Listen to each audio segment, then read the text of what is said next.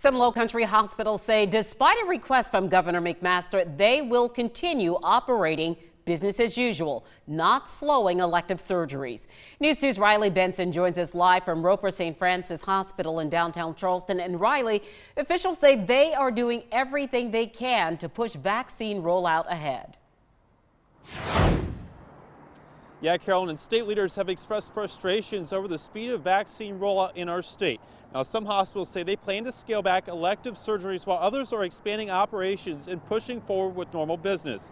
Now, health professionals who I spoke with today say it should be decided on a case-by-case basis. Are they able to still have a high volume rollout of the vaccine while still continuing to have their normal business as usual? That's the million-dollar question South Carolina hospitals are asking themselves. If you're a smaller institution, if you're an institution that doesn't have the right sort of thought process or abilities, it might be difficult. Governor McMaster recommending a pause on elective surgeries, things like plastic surgeries, but not matters of life and death. These are not, you're going to bleed out if you don't have it done. You're going to die of an infection if you don't have it done. You've just been shot and there's a perforation. We're not going to wait on those.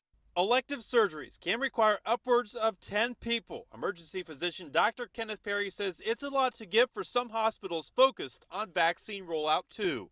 And I do think that it's important that the governor said that, so that way we as a state, as an area, we can understand that this is how we get back to normal. Trident Medical Center, East Cooper Medical Center, and Roper St. Francis say they have no plans to slow elective operations. Roper St. Francis says they've been doing the opposite by increasing staff and resources. So our intention is to keep expanding our capacity for COVID to allow for all those elective procedures. Our goal is to keep all of that operational. While some plan to push full steam ahead, others, like Tidelands Health in Georgetown County, plan to scale back operations. Dr. Perry says each hospital has to decide what they can and can't do.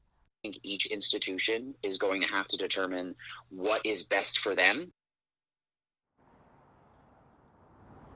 Now, Carolyn, when the decision was made to pause elective surgeries earlier in the year, Dr. Perry says it was made based on the lack of supplies such as ventilators.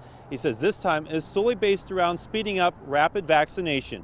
Reporting live in downtown Charleston, Riley Benson, Count on 2.